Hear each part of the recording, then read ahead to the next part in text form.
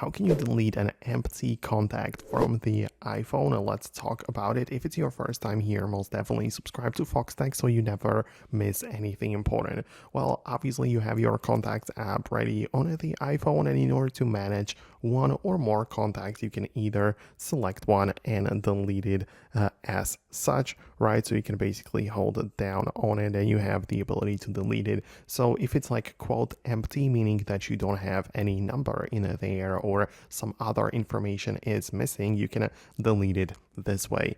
Of course, you can also delete more if you perform this gesture with two fingers, and you can select multiple contacts and delete them at once. So that would work too. But also keep in mind that if there is some sort of information which you want to actually keep, you can basically just copy the number or the email address or some other things into a different contact, so you're not like losing every single thing from that entry. So it depends on your purpose or what you're going after. But if you have a contact which you don't use and it's like just a random thing, perhaps name and like an email address or whatever, you can delete it as I've shown you. So I would really appreciate your feedback if you let me know in the comments below if you managed to actually do what you needed. Hit the thumbs up if it worked, and I hopefully get to see you later in the next videos too.